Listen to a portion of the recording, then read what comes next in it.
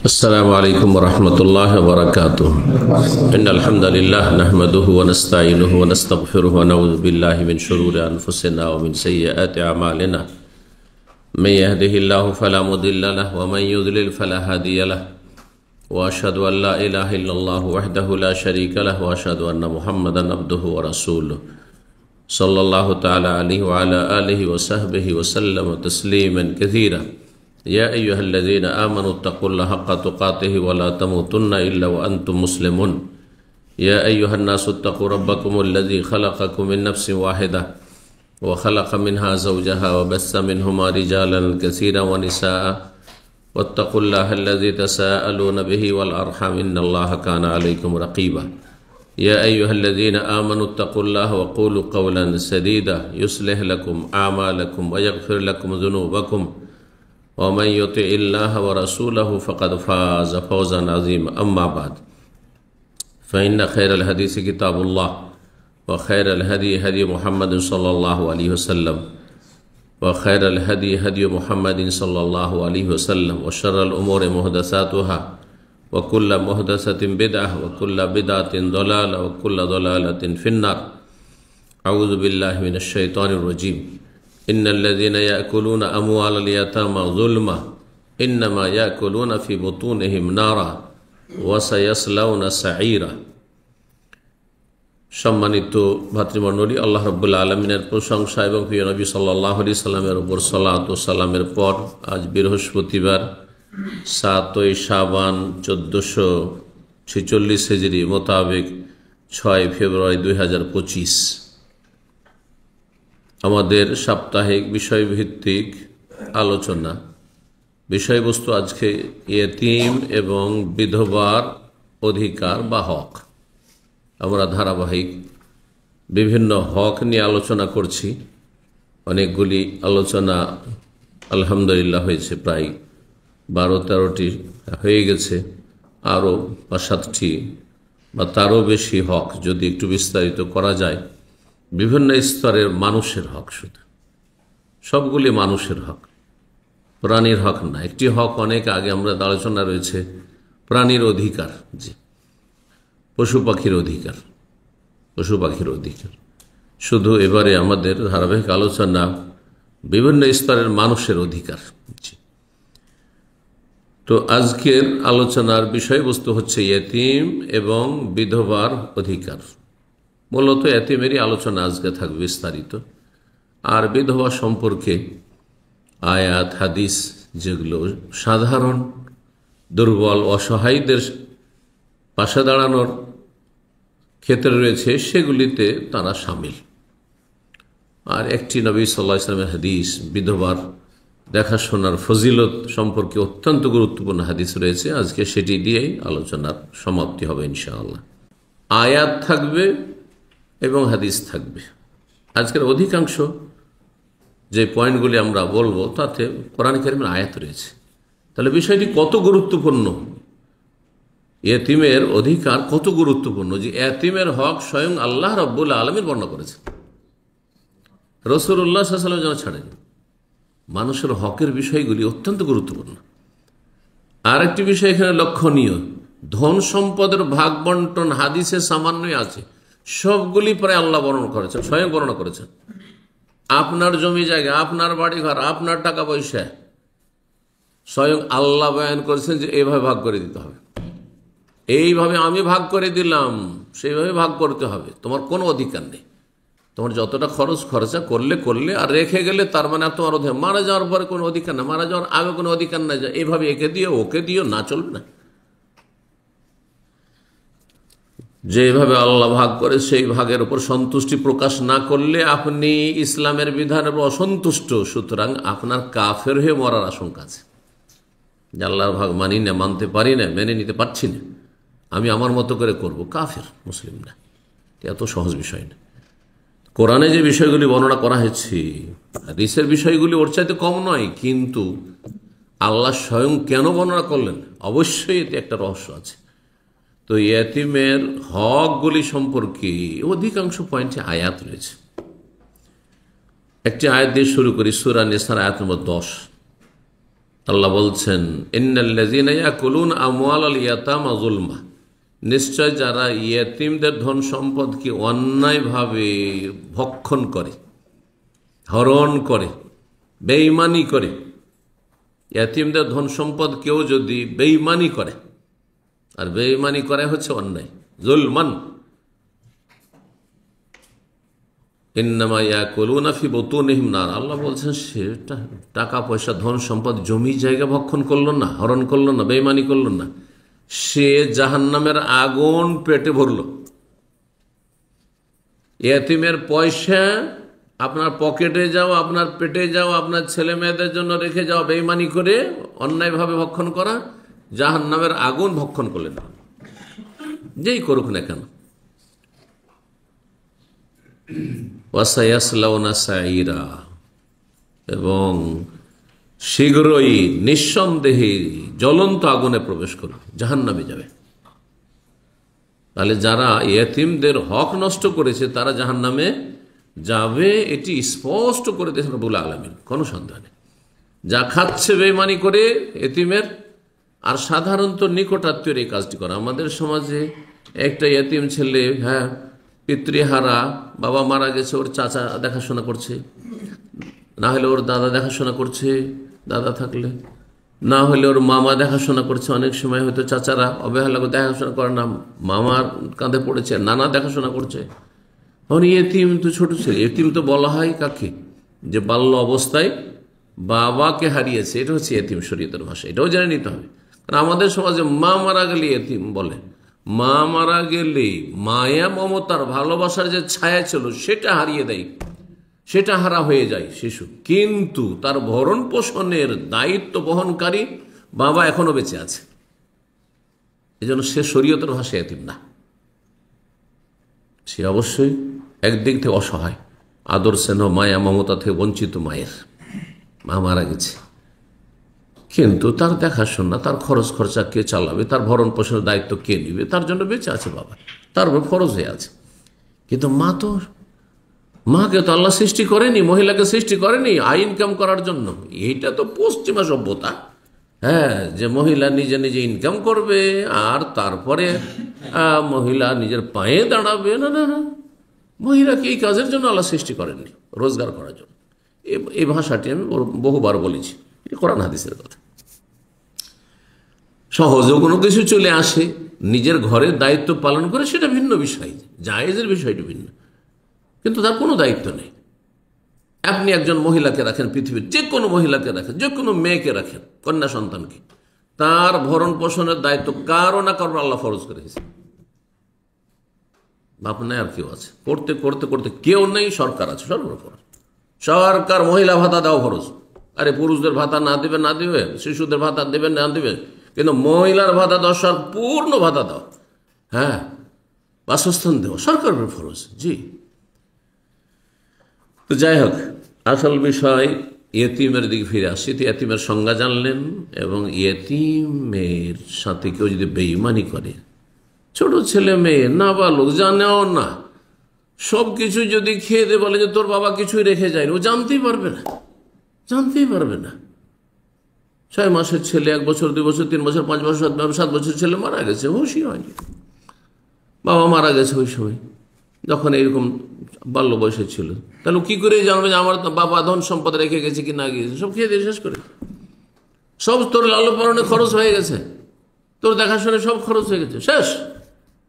কত রকমভাবে বেঈমানি করতে পারে, বেঈমানি করলেন, কিন্তু জাহান্নামের আগুন পেটে ভরলেন, আর জাহান্নামে যেতে হবে ওয়াসায়াসলাউনা সাঈরা, জ্বলন্ত আগুনে, দাউ দাউ করে সাঈর, হ্যাঁ, মানে হচ্ছে দাউ দাউ করে যেই জাহান্নামের আগুন জ্বলছে সেই জাহান্নামে প্রবেশ করতে হবে, এতে কোনো সন্দেহ নেই। জি, সায়াসলা নারান যাতা লাহাব, আবু লাহাব আর তার স্ত্রী সম্পর্কে ইয়াসলা আছেন না, ওখান থেকে ইয়াসলাউনা সাঈরা। তাহলে সঙ্গী হবে কার? আবু লাহাব আর তার স্ত্রী আবু জাহাল, ওতবা, শাইবা, রাবিয়া, ফেরাউন, আমান, কারুন, ওদের সঙ্গে জাহান্নামে জ্বলতে থাকবে। ইয়েতিমের বিষয়টিকে দ্বীন ইসলামে অত্যন্ত গুরুত্ব দেওয়া হয়েছে, তার সার্বিক দিকের গুরুত্ব দেওয়া হয়েছে। তার জীবনের নিশ্চয়তা থেকে শুরু করি, তার প্রতিপালন, তার সাথে আচার আচরণ, এবং তার জীবনটা যেন উন্নত হয়। আমাদের আপনাদের যারা আছেন দুনিয়াতে বেঁচে, আর আপনার ছেলে মেয়েদের যেভাবে যত্ন সহকারে লালন পালন করি, মানে সর্বাত্মক চেষ্টা করে যত বড় করা যায় ছেলে মেয়েদেরকে বড় করার চেষ্টা করছেন আপনি, আর সুখী করার চেষ্টা করছেন। সেই রকমই একটা ইয়েতিম ছেলে মেয়ে সমাজের একটা অঙ্গ, সমাজের সদস্য, সুতরাং তার এই অধিকার রয়েছে এবং এই দায়িত্ব সমাজের পড়েছে, মুসলিম সমাজের পড়েছে। আর যে যত কাছের তার উপর তাও তত বেশি গুরু দায়িত্ব রয়েছে, নিকটাত্মীয়দের দায়িত্ব আরো বেশি। ইয়েতিম দুই রকম ভাবে হতে পারে। নতুন একটি কথা শোনেন, ইয়েতিমের আসল সংজ্ঞা হচ্ছে, ইয়েতিমকে শরীয়তের ভাষায় যে নাবালক অবস্থায় আছে, সেই অবস্থায় তার বাবা মারা গেছে, সাবালক হয়ে গেছে, 15 বছর 18 বছর 20 বছর হয়ে গেছে, তারপরে মারা গেছে, তাহলে তাকে এতিম বলা যাবে না। এখনো কাজের যোগ্য হয়নি, লেখাপড়া করছিল কলেজে, ইউনিভার্সিটিতে লেখাপড়া করেছে, এখনো কোনো কাজ বাজ পায়নি, চাকরি বাকরি পায়নি, বা কাজের যোগ্য হয়নি, এখন হয়তো পড়ার বয়স চলছে, এতিম বলবেন না। তবে সে সমাজে দুর্বল, সমাজ এখন দুর্বল বলতে পারে, এতিম নয় সে। নবী সাল্লাল্লাহু আলাইহি ওয়াসাল্লাম স্পষ্ট হাদিস রয়েছে একটি, লা ইউতমা বাদা হলমিন, সাবালক হলে আর ইয়েতিম থাকে না মানুষ। তো ইয়েতিম দুই রকম, অন্য একটা ভাগ করছি। একটা হচ্ছে প্রাকৃতিক ইয়েতিম, প্রাকৃতিক ইয়েতিম যেটা সংজ্ঞা বললাম, যে বাল্য জীবনে কোনো ছেলে মেয়ে আছে, বাবা মারা গেছে, অথবা এমন নাবালক ছেলে মেয়ে যার বাবা মায়ের কোনো পরিচয় পাওয়া যায় না, অজ্ঞাত পরিচয়, এরাও ইয়েতিমের অন্তর্ভুক্ত, যদিও শরীয়তের সঙ্গে ইয়েতিম নয়, ইয়েতিমের পর্যায়ের। এটা কিভাবে হয়? যেটাকে ইসলামের ভাষায় এই রকম শিশুকে বলা হয় লাকিত, মানে কুড়িয়ে পাওয়া বাচ্চা। লাকিত যদি হারিয়ে যাওয়া বস্তু, কারো কোনো কিছু মাল সামান, টাকা পয়সা হারিয়ে গেছে, মোবাইল হারিয়ে গেছে, পান, তো ওইটার নাম হচ্ছে শরীয়তের ভাষায়, হাদিসের ভাষায় বা ফিকহের ভাষায় সেটা না লোকতা। লোকতা যদি পান তাহলে কি করবেন? আরে ফাসানা, 1 বছর আপনার কি করতে হবে? ঘোষণা করতে হবে। দামি জিনিস হলে আর খাবার দাবার নয় যে নষ্ট হয়ে যাবে, নষ্ট হবে না, তাহলে 1 বছর ধরে ঘোষণা করতে হবে। স্বর্ণ পেয়েছেন, চাঁদি পেয়েছেন, মোবাইল পেয়েছেন, 1 বছর ঘোষণা করবেন, না হলে ছুঁয়েন না, বা নিয়ে এসে আমানতদার ব্যক্তির কাছে আপনি জমা করে দিন, আমি এই দায়িত্ব নিতে পারবো 1 বছর ধরে, কোনো একটা সংস্থাতে, কোনো একজন ভালো মানুষের কাছে জমা করে দিলেন, যে পারবেন। লোকতা, লাকিত, লাকিত মানে এমন শিশু যাকে কেউ ফেলে দিয়ে চলে গেছে। এগুলো সাধারণত কোন ক্ষেত্রে হয়? যারই সন্তানের ক্ষেত্রে হয়। লজ্জায় কেমন করে বলবে যে এটা আমার ঘরে ভূমিষ্ঠ হয়েছে, বাবা নেই, বিনা বাবাই, সুতরাং ফেলে দিয়ে চলে যায়। পাওয়া যায় না, পায় না এরকম বাচ্চা? রাস্তাঘাটে যেখানে সেখানে ফেলে দিয়ে চলে গেছে, মসজিদের সামনে ফেলে দিয়ে চলে গেছে, রেল লাইনের পাশে ফেলে দিয়ে চলে গেছে। আমরা এরকম আমাদের দেশে দেখেছি, রেল লাইনের পাশে পড়ে আছে, রোডের সামনে বড় রাত্রে ফজরে বাচ্চা কান্না করছে, কোহা কোহা করে। আল্লাহু আকবার! কি নির্মমতা, কি নিষ্ঠুরতা! জি, তার কোন দোষ রয়েছে যে তাকে ফেলে যাবে? কিয়ামতের দিন আসামির কাঠগড়ে হাজির করবে না বাবা মাকে? অবশ্যই করবে, জালেমেরা। তো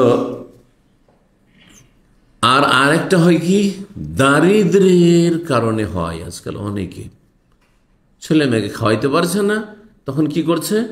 ফেলে দিয়ে চলে যাচ্ছে কোথাও, অথবা বিক্রি করে দিচ্ছে, নাউযুবিল্লাহ। সেও ইয়েতিমের মতো, ইয়েতিম না কিন্তু ইয়েতিমের মতো। সুতরাং তাদের কথাও আমার পয়েন্টগুলোতে আসবে।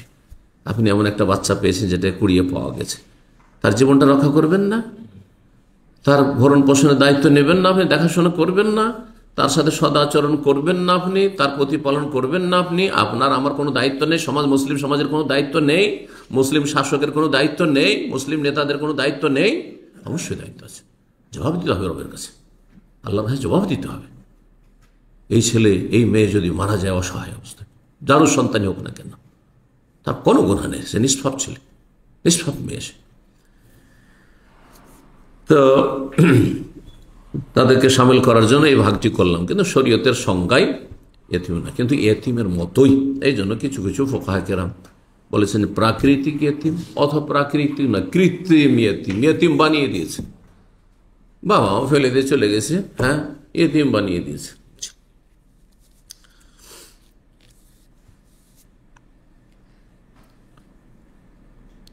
এতিমের হকের বিষয়টি এত গুরুত্বপূর্ণ যে কোরআনে কারীম এবং রাসূলুল্লাহ সাল্লাল্লাহু আলাইহি ওয়াসাল্লামের সুন্নায় বারবার করে এসেছে এবং এতিমের সাথে সদাচরণের নির্দেশ দেওয়া হয়েছে। ইহসান শব্দটি ব্যবহার হয়েছে। আমরা 10টি হক নিয়ে আলোচনা করব, 10টি পয়েন্ট, যাতে বিষয়গুলি স্পষ্ট হয়। এই 10টি পয়েন্টের এমন একটি পয়েন্ট রয়েছে 10 নম্বরে বলবো, সেই পয়েন্টটিতে সমস্ত হকগুলি, সমস্ত পয়েন্টগুলি চলে আসবে। মানে এমন একটি ব্যাপক শব্দ ইসলামে, কোরআনে কারিমে রব্বুল আলামিনের কালামে বাণীতে উল্লেখ করা হয়েছে এহসান শব্দ, তাতে সমস্ত হকগুলি চলে আসবে। এহসান কথাটি আরবি ভাষার এত ব্যাপক যে আপনি একটা শব্দ দিয়ে কোনো ভাষায় পৃথিবীর আপনি তার পুরো ভাব ব্যক্ত করতে পারবেন না। এহসান মানে হচ্ছে সদাচরণ, সাধারণত আমরা বলি, হ্যাঁ। এহসান মানে ভালো করা। কেউ কেউ সীমিত করে এহসান মানে অনুগ্রহ করা। অনুগ্রহ মনে হচ্ছে আমি তার উপর কি করলাম, অনুগ্রহ রাখলাম।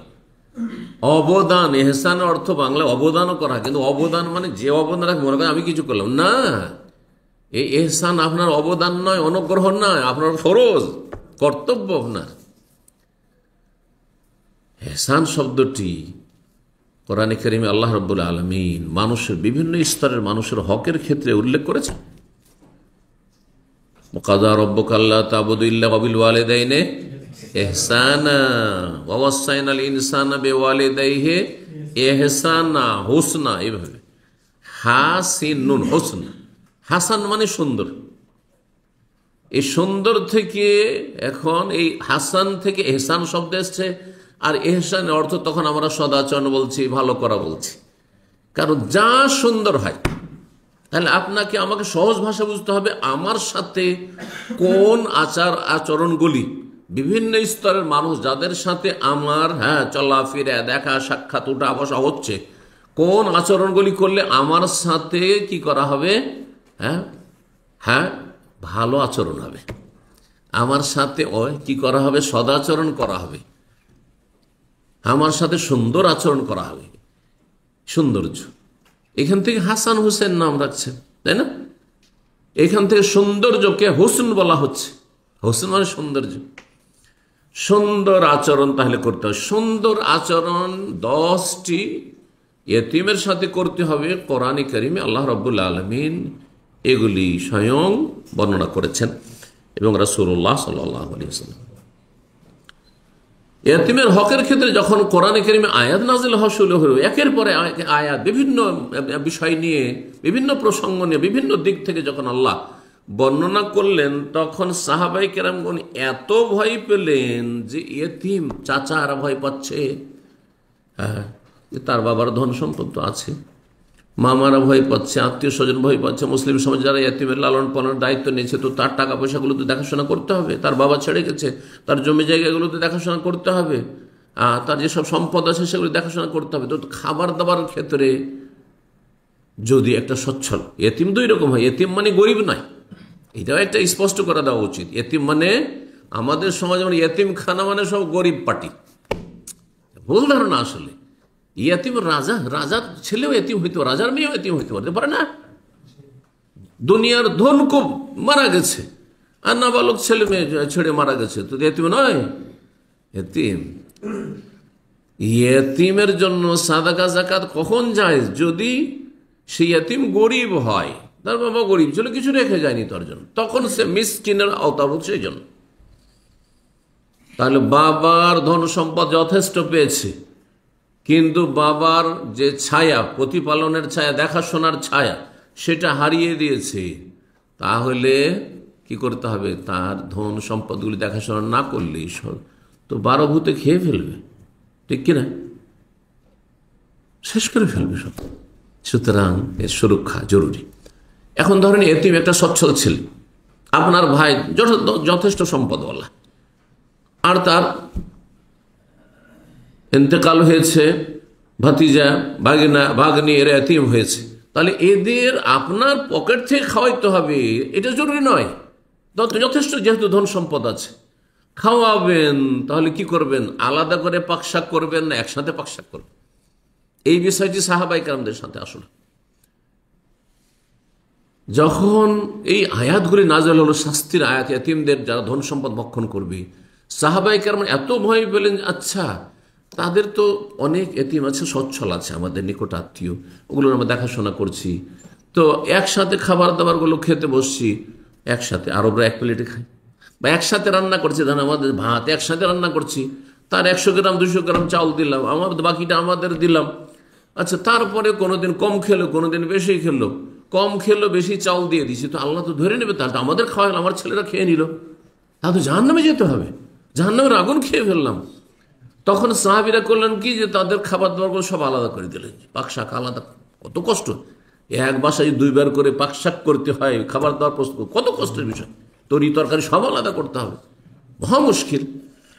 তখন আল্লাহ রাব্বুল আয়াত নাযিল করলেন, ওয়ায়াসআলুনাকা আনিল ইয়াতামা, সাহাবায়ে কেরামগণ জিজ্ঞেস করেন, ইয়া রাসূলুল্লাহ, আমরা তো একসাথে তাদেরকে নিয়ে খাওয়া দাওয়া পাকশাক করতে পারছি না, খেতে পারছি না, কখন আমাদের বাচ্চারা বেশি খেয়ে নিচ্ছে, আর ইয়াতিম ছেলেটা কম খাচ্ছে, অথচ তার যে ধন সম্পদ তার বাবা রেখে গেছে, সেখান থেকে হয়তো বেশি খাওয়া হয়ে গেল আমাদের।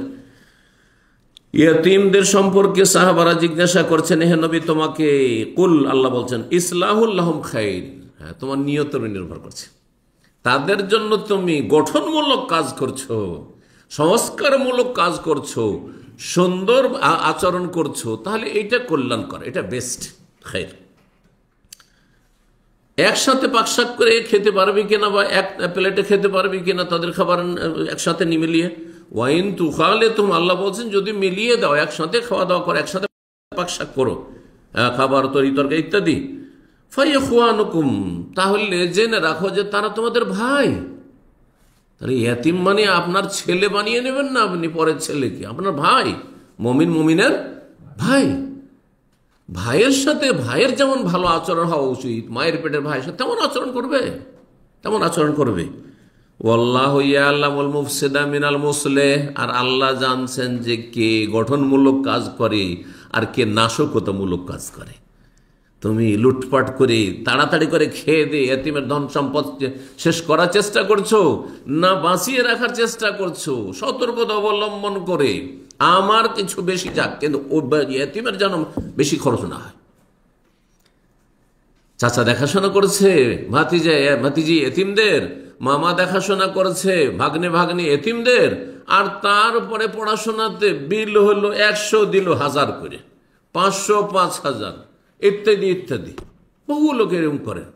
হ্যাঁ, অথবা নিজের ছেলে মেয়েদের ক্ষেত্রে আলাদা কেয়ার করছেন, ওদের খাওয়া দাওয়া, একই বাড়িতে কয়েক রকমের খাবার তৈরি, 2 রকম 3 রকমের খাবার তৈরি হচ্ছে, হ্যাঁ, কিছু খাবার কালকের থেকে গেছে, বাসি থেকে গেছে, ওইটাই এতিমদের জন্য। আর নিজের ছেলে মেয়েদের যাবে তাজা তাজা গরম ভাত গরম তরকারি। আল্লাহ জানছেন যে তুমি মুফসিদ, ফাসাদ সৃষ্টিকারী, তুমি, হ্যাঁ, তুমি নাশকতামূলক কাজ করছো, সর্বনাশ করছো, তুমি মুসলেহ না, তুমি সংস্কারক না। আল্লাহ বলছেন মুসলেহ আর মুফসিদ, ইসলাহ করুন, ভালো করার চেষ্টা করুন। আল্লাহ জানছেন যে তুমি ভালো করার চেষ্টা করেছো এতিমের, সুবহানাল্লাহ। আর আল্লাহ জানছেন যে তুমি অসৎ মুফসিদ, তুমি ফাসাদ করেছো, তুমি সর্বনাশ করেছো এতিমের ধন সম্পদকে তাড়াহুড়া করে। হ্যাঁ, এর সাবালক হওয়ার আগে আগে সবকে শেষ করে দে, আর এক বিল দিয়ে ধরিয়ে দে। সাবালক হলে যখন চাইবে যে আমার বাবা তো অনেক ধন সম্পদ নাকি রেখে গেছিল, দেখো সব তোমার লালন পালন খরচ করার পড়াশোনায় সব খরচ হয়ে শেষ হয়ে গেছে। আল্লাহু আকবার, আল্লাহ জানছেন ভালো করে, আল্লাহ খবর নেবে, তোমার হিসাব দিতে হবে। রাসূলুল্লাহ সাল্লাল্লাহু আলাইহি ওয়াসাল্লাম একটি হাদিস শোনাই, আবু হুরায়রা রাদিয়াল্লাহু তাআলা আনহু বলছেন, নবী সাল্লাল্লাহু আলাইহি ওয়াসাল্লাম বলেছেন, ইজতানিবুস সাবাল মুবিকাত, 7টি ধ্বংসাত্মক গুনাহ থেকে তোমরা বেঁচে থাকো। হাদিস আমাদের জানা আছে, 70টির বেশি কাবিরা গুনাহ আছে, বা 70টির মতো কাবিরা গুনাহ আছে। কাবায়ের যারা কিতাব লিখেছেন তার মধ্যে অন্যতম ইমাম যাহাবী রাহিমাহুল্লাহ, 70-এর বেশি কবিরা গুনাহ, বড় গুনাহ, যেগুলি যেন তওবা শর্ত। এমনি শুধু নেক আমলে গুনাহ মাফ হবে না। তার মধ্যে 7টি 70-এর মধ্যে একেবারে ধ্বংসাত্মক কবিরা গুনাহ, সবচেয়ে বড় কবিরা গুনাহ আকবরুল কাবায়ের। যার মধ্যে এই গুনাহগুলি থাকবে তাকে ধ্বংস করে দিয়ে যদি তওবা করে খালেস অন্তরে আল্লাহর দিকে ফিরে না আসতে পারে, দুনিয়া ধ্বংস, আখিরাত ধ্বংস হয়ে যাবে, তার জান্নাত ধ্বংস হয়ে যাবে, জান্নাত পাবে না, সে সর্বনাশ হয়ে যাবে ইহকাল পরকাল। 1 নম্বর বলছেন যে সাহাবীরা জিজ্ঞাসা করলেন ওমা হুন্না ইয়া রাসূলুল্লাহ, সেগুলো কি? কাল আশিরকু বিল্লাহ। 1 নম্বর হচ্ছে শিরক, দরগা পূজা না হয় দুর্গা পূজা, দুটোই। শুধু মূর্তি পূজা না, যেমন মূর্তি পূজা তেমন মাজার পূজা, জীবিত মৃত মানুষকে শুইয়ে দাফন করে সেজদা করেন, আর মানুষের মূর্তি তৈরি করে সেজদা করেন, একই সমান অপরাধ। শিরক, যে কোনো শিরক, বড় শিরক বিশেষ করে, যাতে ইমান অসেহর। 2 নম্বর হচ্ছে জাদু টোনা, ধ্বংসাত্মক কাবিরা গুনাহ। 3 নম্বর কাতলুন নাফস, অন্যায়ভাবে কাউকে হত্যা করা। আল্লাতী হারামাল্লাহু ইল্লা বিল হক, আল্লাহ হত্যা করা হারাম করেছেন, তবে ন্যায়সঙ্গত হইলে, ন্যায়সঙ্গত হইতে হবে কাজটি। আর যার জন্য হত্যা করা জায়েজ, সে হত্যা করবে, সেটা হচ্ছে সরকার। মৃত্যুদণ্ড যদি দিতে হয়, কোনো ব্যক্তি দিতে পারে না, আইন নিজের হাতে নিতে পারে না। ওয়াকলুর রিবা, 4 নম্বর হচ্ছে সুদ খাওয়া, ধ্বংসাত্মক কাবিরা গুনাহ। এই জন্য সুদখোর কখনো শান্তি পায়, দুনিয়া তো শান্তি নেই, আখিরাতে কঠিন শাস্তি রয়েছে। ওয়াকলু মালিল ইয়াতীম, ইয়াতীমের ধন সম্পদ ভক্ষণ করা। কয় নম্বর হইল? 5 নম্বর। ওয়াতাওয়াল্লি ইয়াউমাজ যাহফি, জিহাদের ময়দান থেকে কাফেরকে পিঠ দেখিয়ে কাপুরুষের মতো পলায়ন করা। এই জন্য জিহাদে যাওয়ার আকাঙ্ক্ষা করতে নবী সাল্লাল্লাহু আলাইহি ওয়াসাল্লাম নিষেধ করেছেন, কারণ সেখানে টিকে থাকাটা বড়ই জটিল, ইমানের বিষয়, কঠিন ইমানের প্রয়োজন। হ্যাঁ, দুনিয়া আপনার কাছে একবার তুচ্ছ হয়ে যেতে হবে। দুনিয়া বেঁচে থাকার যদি আসক্তি আর মায়া থাকে, অসম্ভব এই কাজ করা, তখন মুনাফিক বলে চিহ্নিত হয়ে যাবেন। যার ফলে এই যে আজকাল এক শ্রেণীর যুবকরা মূর্খ, জিহাদ জিহাদ জিহাদ জিহাদ না। নবী সাল্লাল্লাহু আলাইহি ওয়াসাল্লাম বলেছেন লা তাতামান্নাউ লিকাল আদুওয়ে, দুশমনের মুখোমুখি হওয়ার, যে মারামারি হোক আর লড়াই হোক, সশস্ত্র লড়াই হোক, এটার কখনো আকাঙ্ক্ষা করিও না। আল্লাহ না করে এরকম পরিস্থিতি তৈরি। তারাও শান্তিতে থাক, আমাদেরকে শান্তিতে রাখুক, তারা যেন আমাদের অশান্তি না করে। নিরুপায় না হয় অস্ত্র ধরতে, বোঝা গেছে না? জি। কিন্তু আজকাল আবেগী কিছু মূর্খ আছে, নবী সাল্লাল্লাহু আলাইহি ওয়াসাল্লাম এদেরকে সুফাহুল আহলাম বলেছেন।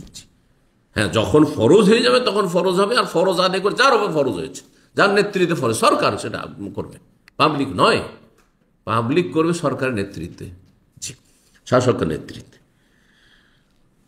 তো আর যে জিহাদের ময়দানে চলে গেলে এখন মরো আর বাঁচো, এইখানে ফিরে যা চলবেন না, হয় বিজয় আর না হলে শাহাদা, হয় বিজয় নিয়ে ফিরবে আর না হলে শহীদ হবে, সেখানে ফেরা চলবে না। জি, কাবিরা গুনাহ, এটি ধ্বংসাত্মক কাবিরা গুনাহ। 6 নম্বর। 7 নম্বর কাবিরা গুনাহ হচ্ছে মিথ্যা অপবাদ দেওয়া, জেনা ব্যভিচারের সমকামিতার কারো উপর মিথ্যা অপবাদ দেওয়া। আর বিশেষ করে মহিলাদের কথা এই জন্য বলা হয়েছে যে মহিলাদের মিথ্যা অপবাদ দেওয়াটাকে অনেকে সহজ মনে করে, কারণ মহিলাকে মিথ্যা অপবাদ দিলে হাও মাও করে কান্না করবে, প্রতিশোধ নিতে পারবে না। কিন্তু একটা পুরুষের ওপর মিথ্যা অপবাদ দেন তো দেখি, আপনার জীবন নিয়ে টানাটানি লেগে যাবে। হ্যাঁ বেটা, তোকে দেখবো, তুই আমার মিথ্যা অপবাদ দিয়েছিস, আমি কাজ করেছি, আমি দাঁড়ে কাছে নেই, তারপরও ঠিক না? তো সবাই পরিণতি বলে চিন্তা করে। এই জন্য কাযফুল মুহসানাতিল গাফিলাত, নবী সাল্লাল্লাহু আলাইহি ওয়াসাল্লাম বিশেষ করে নারীদের ওপর কেউ মিথ্যা অপবাদ দেয়, কারণ প্রতিশোধ নিতে পারবে না সাধারণত, হয়তো তার পক্ষ থেকে তার আত্মীয় স্বজন কেউ নেই হয়তো। হ্যাঁ, আপনার গায়ে জোর আছে, জনবল আছে, পয়সা আছে, দিয়ে দিলেন একটা মিথ্যা অপবাদ এমনিতে না। এই জন্য 4 জন সাক্ষী ছাড়া মুখ খোলা যাবে না, দেখলেও মুখ খোলা যাবে না। দেখেছেন, আরো 3 জন খুঁজে নিয়েছেন, এটা হচ্ছে ইসলাম। দেখছেন যে জেনা করছে কেউ, ব্যভিচার করছে, নাউযুবিল্লাহ, হ্যাঁ, আপনার দায়িত্ব হচ্ছে এখন আরো 3 জন খুঁজে নিয়ে এসে একসাথে হয়ে 4 জন দেখতে হবে, তারপরে বলেন, তারপরে তখন আসামের কাঠগড়ে হাজির হবে। আর ইসলামের দণ্ডবিধান রয়েছে ইসলামী রাষ্ট্র হলে। কিন্তু আপনি এমনি এমনি মুখ খুলে দিলেন, না না, 3 জনও বললো কাজ হবে না। কত তাহলে একজন মানুষের ইজ্জত আবরুর মূল্য, কোটি টাকা কারো কাছে পাবেন, 2 জন সাক্ষী থাকে যথেষ্ট, বুঝা গেছে না? 2 জন সাক্ষী থাকলে যথেষ্ট। কিন্তু একজন কোন পুরুষ বা নারী সম্পর্কে একেবারে গরিব, হ্যাঁ, ফুটপাতে বাস করে, ব্যভিচার শব্দটি ব্যভিচারে লিপ্ত হয়েছে বলার জন্য 4 জন সাক্ষী খুঁজে নিয়ে আসতে আপনাকে, না হয় চুপ থাকেন আপনি। তারা পাপ করেছে, তার শাস্তি, হ্যাঁ, তাদের রব দেবেন, অথবা তওবা করলে আল্লাহ মাফ করবেন, কিন্তু আপনি চুপ থাকেন।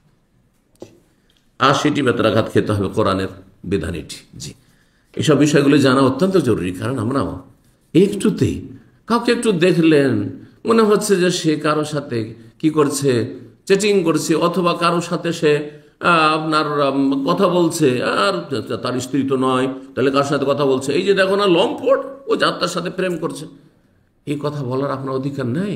এটা বড় বিপজ্জনক আপনার জন্য দুনিয়া আখেরাতে। দুনিয়ার দণ্ডবিধানও রয়েছে, আর আখেরাতের কঠিন শাস্তি রয়েছে, কবিরা গুনাহ, মিথ্যা অপবাদ দেওয়া। জি, তো কথা লম্বা হয়ে গেল। হ্যাঁ, আমাদের সময়ের অর্ধেক চলে গেছে, কিন্তু আমরা 10টি পয়েন্টের একটি পয়েন্টও আসেনি, তাই না? কিন্তু সংক্ষেপে ইনশাআল্লাহ ভূমিকা অত্যন্ত গুরুত্বপূর্ণ, জরুরি ছিল, যার ফলে এই কথাগুলি বললাম। ইয়াতিমের হক সম্পর্কে আলোচনা করছেন। হাদিসটি সহিহ বুখারীতে 2560, সহিহ মুসলিমের 129। কোন হাদিসটি? 7টি ধ্বংসাত্মক গুনাহ থেকে তোমরা বেঁচে থাকো। ইয়াতিমের ধন সম্পদ খেয়ে আল্লাহর সামনে হাজির হয়েও না, না হলে মহাবিপদ, জাহান্নামে হয়ে যেত। এর বিপরীত, যদি এতিমের দায়িত্ব নিতে পারেন, একজন এতিমের যদি দায়িত্ব নিতে পারেন, সুবহানাল্লাহ, একজনের দায়িত্ব নিলেন, তার ভরণ পোষণ কতদিন? যতদিন সে সাবালক হয়নি, যতদিন একটা মেয়ে এতিমা বিয়ে দিয়ে দিতে পারেনি, বিয়ে দিয়ে দিতে স্বামীর দায়িত্ব হয়ে গেছে, আর এতিম না সে, বুঝছেন? এতটুকু যদি ধরেন 15 বছর, 14-15 বছরে সাবালক হয়ে যায়, 15 বছর ধরে একটা বাচ্চা আপনি মানুষ করে দিলেন, তার বাবার কিছুই ছিল না, আর তার দেখাশোনা করেছেন আপনি, তার ভরণ পোষণের দায়িত্ব নিয়েছেন আপনি, সুবহানাল্লাহ, সহায়কে আপনি মানুষ করে দিয়েছেন আপনার নিজের ছেলের মতো করে। জি, তাহলে রাসূলুল্লাহ সাল্লাল্লাহু আলাইহি ওয়াসাল্লাম হাদিস, সহিহ বুখারী 4892, সহিহ মুসলিম 5296। বলছেন রাসূলুল্লাহ সাল্লাল্লাহু আলাইহি ওয়াসাল্লাম, বর্ণনাকারী সাহল ইবনে সাদ আনসারী রাদিয়াল্লাহু তাআলা আনহু, قال রাসূলুল্লাহ সাল্লাল্লাহু আলাইহি ওয়াসাল্লাম বলেছেন, আনা ওয়া কাফিরুল ইয়াতিম, আমি এবং ইয়াতিমের দায়িত্বশীল ব্যক্তি, ইয়াতিমের যে কেফালত করবে, মানে যে দায়িত্ব নেবে, যে আমি এই ছেলেটাকে মানুষ করে দেবো, আমি এই মেয়েটাকে মানুষ করে দেবো। সুবহানাল্লাহ, চিন্তা করুন তো, আপনার ছেলে মেয়েগুলো ওই জায়গায় রাখুন তো দেখি, খুব সহজ হয়ে যাবে বিষয়টি। আমরা বলছি, আরে এত টাকা প্রতি মাসে, এত টাকা করে একটা এতিমে খরচ হবে। আপনি বলুন, যদি আল্লাহ যদি আপনাকে এই নসিবটা করতেন, যা এই ছেলে এই মেয়ের বাবাকে করেছে,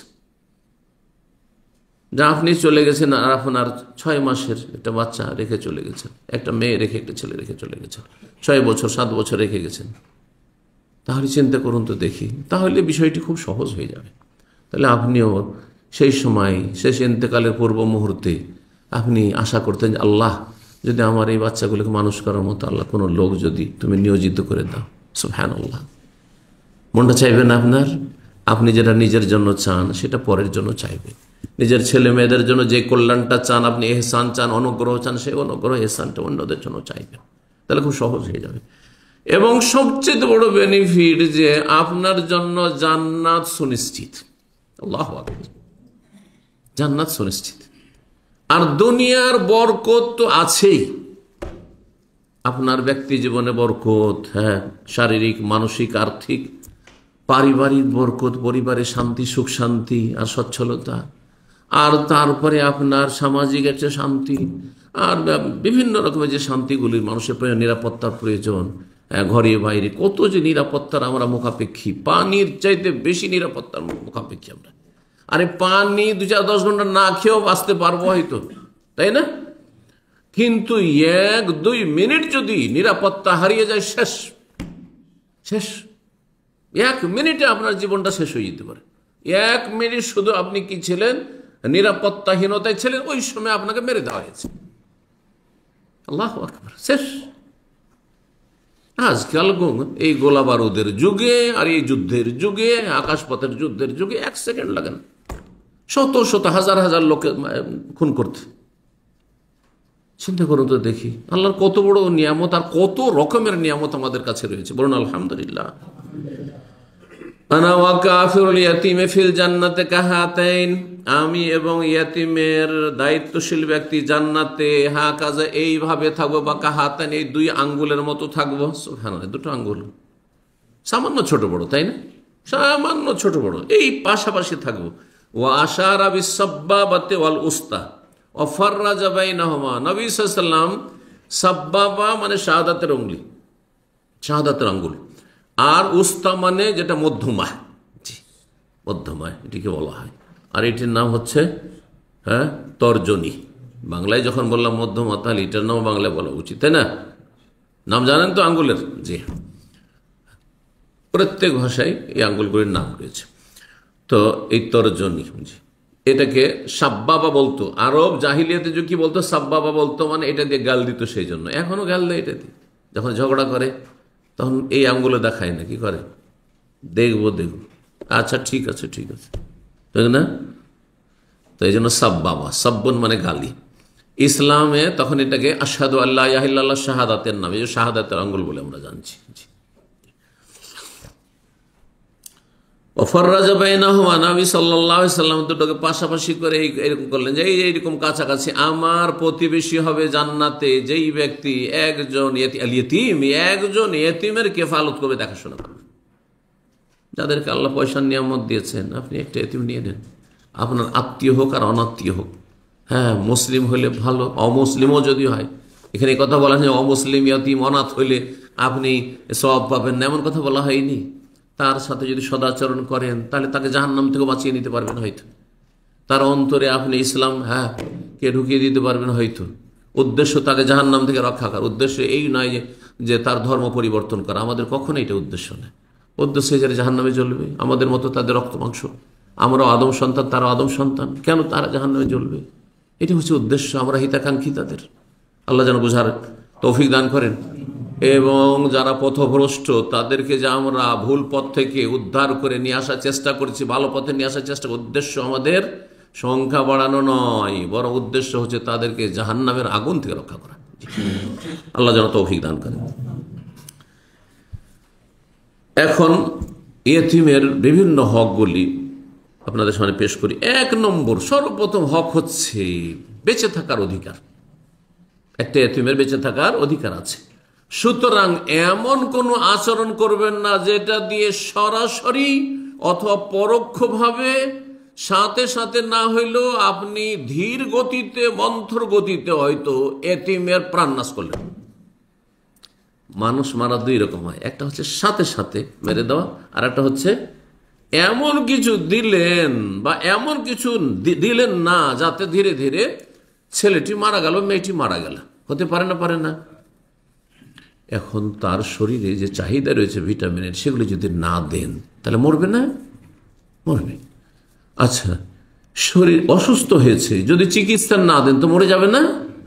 চিকিৎসা ছাড়া যদি রেখে দেন, তা আপনি ভাবছেন যে আমি চিকিৎসা দেবো, আমি তো তার খাওয়া দাওয়া খরচ দিচ্ছি, ওইটাই আমার জন্য অনেক বেশি হয়ে যাচ্ছে, চিকিৎসা দিলেন না, অথচ আপনি দিতে পারবেন। বাচ্চাটি মারা গেল, সাথে সাথে সেই দিনও মরল না, 1 সপ্তাহ, 1 মাসে, 2 মাসে, 6 মাসে, 1 বছরে মরল। মন্থর গতিতে খুন করলেন। মুসলিমদের উপর ফরজ একজন এতিমের জীবনকে সুনিশ্চিত করবে, বেঁচে থাকাকে সুনিশ্চিত করবে। আমার আপনার ছেলে বড় হবে, আর সেই এতিমের অধিকার নেই যে সে বড় হোক, তারও অবশ্য অধিকার আছে। সুতরাং আমাদেরকে সর্বাত্মক চেষ্টা করতে হবে আপনার জায়গা থেকে। আল্লাহ তৌফিক দান করেন যেন কোনোভাবেই, কোনো পন্থাতেই সেই এতিমকে মেরে দেওয়া না হয়। যেমনটা বললাম, আল্লাহ রাব্বুল আলামিন মানুষ খুন করাকে কত বড় অপরাধ বলেছেন একটি আয়াত। আর সেটি শুধু ইসলামের বিধান না, ইসলাম, দ্বীন ইসলাম নবী সাল্লাল্লাহু আলাইহি ওয়াসাল্লামের মাধ্যমে যে পূর্ণতা লাভ, তার আগেও আম্বিয়া রাসূলগণ এসেছেন।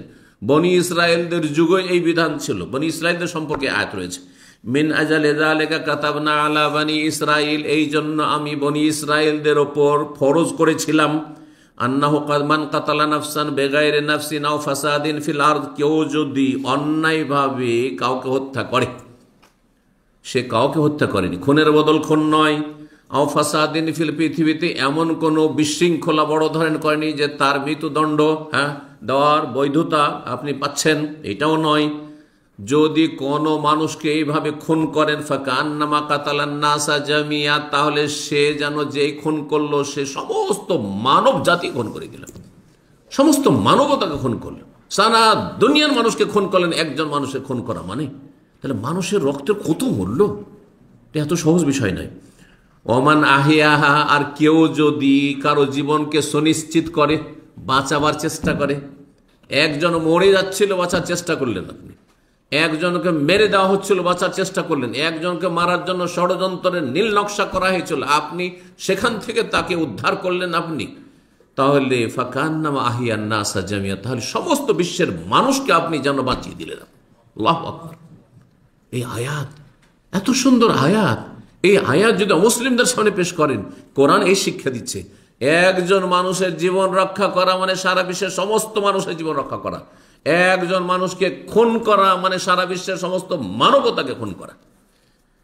সূরা মায়েদা আয়াত নম্বর 32। আল্লাহ রাব্বুল আলামিন যেন আমাদেরকে হায়াতে তাইয়্যিবা দান করেন এবং মানুষের জীবনকে রক্ষা করা তৌফিক দান করেন।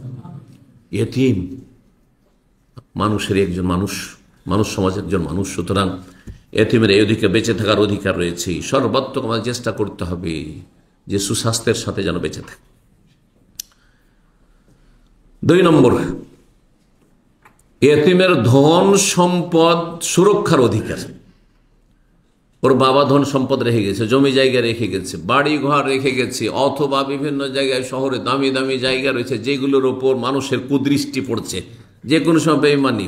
অনেক প্রবাসীরা আছে, এখানে আছেন আর জায়গায় ওখানে দেশে রেখে এসেছেন, পরে গিয়ে দেখছেন যে কয়েকবার করে বিক্রি করা হয়ে গেছে। কত বড় বড় জালেম যে আমাদের দেশে আছে, এদের আল্লাহ, পরকাল, আখেরাত, জান্নাত জানো কোনো বিশ্বাস নেই এদের। আবার এদের মধ্যে অনেকে আবার মুসল্লিগিরিও করে, এরা আবার মক্কা মদিনা হজ উমরাতেও আসে। না না, কোনো কিছু কাজে আসবে না। বান্দার হক, মানুষের হক নষ্ট করে এসব করে কোনো লাভ নেই। ইসলামকে বোঝার চেষ্টা করুন এবং আমল করার চেষ্টা করুন। আগে মানুষের হক আদায় করতে হবে তৌহিদের সাথে, তৌহিদের সাথে মানুষের হক। একজন মানুষ মারা যাচ্ছে আর আপনার নামাজ জামাত ছুটে যাচ্ছে, কোনটা আগে? হ্যাঁ, বরং সালাত অবস্থায় একজন মানুষ পড়ে গেছে বেহুশ হয়ে, এখন তাড়াতাড়ি একে যদি উঠিয়ে না নিয়ে যায়, নামাজটা কমপ্লিট করতে থাকি, তাহলে হতে পারে এই হার্ট অ্যাটাক শেষ হয়ে যাবে, তাহলে নামাজ ছেড়ে দেওয়া ফরজ আপনার। সালাত অবস্থায় আছেন আর সাপ দেখতে পেয়েছেন, সাথে সাথে সালাত ছেড়ে দেওয়া ফরজ। শরীয়তের বিধানগুলো জানতে হবে। তাহলে মানুষের হক এই সব ক্ষেত্রে আল্লাহর হকের চাইতে আগে, তৌহিদের পরে কিন্তু লা ইলাহা ইল্লাল্লাহকে বিশ্বাস করি। তৌহিদ ছাড়া কোনো আমল কাজে আসবে না। তো ইয়েতিমের ধন সম্পদ আমাদের উপর হারাম, একটা পয়সা যেন এদিক ওদিক না করা হয়। সূরা নিসার আয়াত নম্বর 2 আল্লাহ ইরশাদ ওয়াতুল ইয়াতামা আমওয়ালাহুম, ইয়াতিমদেরকে তাদের ধন সম্পদকে ভালোভাবে বুঝিয়ে দাও। যখন ইয়াতিম বড় হবে যে তোমার বাবার এই পাই পাই করে এই ধন সম্পদ ছিল আমার কাছে আমানত, এই যে না, বরং সেটাকে বাড়াবার চেষ্টা করবেন। ব্যবসা বাণিজ্যে যে খাটিয়ে সেটাকে বাড়িয়ে দেওয়ার চেষ্টা করে, বেশি করে দেওয়ার চেষ্টা, যাতে করে প্রতি বছর জাকাত দিতে দিতে শেষ না হয়ে যায়। মর্মে নবীর হাদিস রয়েছে ওয়ালা তাতাবাদ্দালুল খাবিসা বিত-তাইয়্যিব, এবং তোমরা নোংরা হারামকে পবিত্র হালালের সাথে কি করে দিও না, পরিবর্তন করে দিও না। মানে তোমাদেরটা হালাল আর ইয়েতিমের ধন সম্পদ তোমাদের জন্য হারাম। কিছু ইয়েতিমের 9-6 করে নিজের ধন সম্পদে মিলে, এটা আমার, এই জমিটা আমার, এই জায়গাটা আমার, তোমার বাবা আমাকে আমার কাছে বিক্রি করে চলে গেছে, অথবা ইত্যাদি ইত্যাদি, হ্যাঁ, অথবা এই টাকা পয়সা আমার, ইত্যাদি। খরচ ইয়েতিমের ধন সম্পদে আপনার ছেলেরও খরচ চালাচ্ছেন, হ্যাঁ, আর বলছেন না আমি আমার ছেলের খরচ আমার দিয়ে চালাচ্ছি, যেইভাবে হোক না কেন এরকম কাজ করে, না হলে হারামের সাথে হালালের সংমিশ্রণে সব হারাম হয়ে গেল। সূরা আনামের আয়াত 152 তাআলা ইরশাদ করছেন ওয়ালা তাকরাবু মালাল ইয়াতিমি ইল্লা বিল্লাতি আহসান, ইয়েতিমের ধন সম্পদের ধারে কাছেও যাবে না, তবে ইল্লা বিল্লাতি আহসান, বেশি ভালো পন্থায় হলে ঠিক আছে। শুধু ভালো পন্থায় বলেন, ভালো আচরণ বলেননি, বেশি ভালো পন্থায়। তার মানে আপনি যদি ইয়েতিমের ধন সম্পদের আরো কিছু ভালো করে দিতে পারেন, তাহলে সেটাকে কাজে লাগান, আপনি খাটান, ব্যবসায় লাগান, আর তারপর বাড়িয়ে দেন আপনি। অনাবাদ হয়ে পড়ে আছে এতিমের জমি জায়গা, সেটাকে আবাদ টাবাদ করে প্রতি বছর ফসল আসছে, আর সেই ফসল থেকে প্রতি বছর আমি হিসাব করে রাখবো, আর তার ফসলটা বিক্রি করে টাকাটা আমারও তো রাখবো। এটা হচ্ছে আহসান, যেমনি কেন পড়ে থাকে। এভাবে বহু উদাহরণ হইতে পারে। 3 নম্বর এতিমের অধিকার হচ্ছে যে আপনি এতিমের সাথে নিষ্ঠুরতার আচরণ করবেন না, কঠোর হবেন না, আপনি সবসময় নরম হবেন। কারণ কত মন ভাঙা হয়ে আছে যার বাবা নেই, বাবা বলার সুযোগ নেই তার, কাকে বাবা বলে ডাকবে? কারণ বাবার বিকল্প নেই, মায়ের বিকল্প নেই, আরে স্বামীর বিকল্প আছে, স্ত্রীর বিকল্প আছে, কিন্তু বাবা মা এমন এক মূল্যবান সম্পদ, নিয়ামত আল্লাহ রাব্বুল আলামিনের পক্ষ থেকে, যাদের কোনো বিকল্প নেই। জি, তো তাদের সাথে খারাপ আচরণ করবে না। সূরা আদ-দুহা, আম্মা পারা সূরা, আয়াত নম্বর 9, 10 আল্লাহ ইরশাদ, ফাআম্মাল ইয়াতীমা ফালা তাকহার ওয়া আম্মাস সাইলা ফালা তানহার। ইয়াতীমের সাথে নিষ্ঠুরতার আচরণ করিও না, কঠোর হইও না, জি, খারাপ আচরণ করিও না, দুর্ব্যবহার করিও না, হ্যাঁ, বকাঝকা করিও না। মানে কি বকাবকি করে না, আচার আচরণ আপনাকে মায়া মমতার হইতে হবে, ভালোবাসার হইতে হবে। আপনার প্রতিপালনের দায়িত্ব যদি থাকে, আপনার ছেলেকে একটু শক্ত ভাষায় বলে দেন, আবার আপনি আদর করছেন, আপনি এতিমের ক্ষেত্রে ওর চাইতে বেশি সতর্ক হবেন, ওর চাইতে বেশি সতর্ক হবেন আপনি। আম্মা সাইলা ফালা তানহার, এবং ভিক্ষুক যদি তোমার কাছে ভিক্ষা চাই, আর যদি দেখো যে না এই ভিক্ষা পাওয়ার যোগ্য নয়, ধরে সুস্থ সবল যুবক, কাজকর্ম করে খেতে পারবে, তারপরও আল্লাহ বলছেন ফালা তানহার, ধমক দিয়ে কথা বলিও না, ধমক দিয়ে কথা বলিও না। 4 নম্বর অধিকার, সম্মানের অধিকার।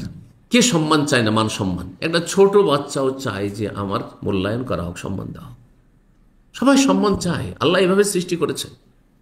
আপনি যতই গরিব দুঃখী হন না কেন, আপনি আপনার জায়গায় থেকে আপনি সম্মান চাইবেন। সবাই সম্মান চায়, এবং সবার সম্মান, মানুষ হিসেবে সবার সম্মান আছে, মানুষ হিসেবে সবার সম্মান রয়েছে। সুতরাং সম্মানের সাথে আচরণ, সম্মানজনক আচরণ করবেন এতিমের সাথে। সূরা ফজরের আয়াত নম্বর 17 আল্লাহ ইরশাদ করছেন, জাহান্নামীদের কথা বলতে, কাল্লা বাল্লা তুকরিমুনাল ইয়াতীম, হে জাহান্নামীর, হে অসৎ লোকেরা, তোমরা লা তুকরিমুনাল ইয়াতীম, ইয়াতীমদের তোমরা সম্মানজনক আচরণ করো না, ইয়াতীমদের সাথে তোমরা সম্মানজনক আচরণ করিও না, করো না, খারাপ আচরণ করছো, বা ইয়াতীমদের তোমরা সম্মান দিয়ে কথা বলো না।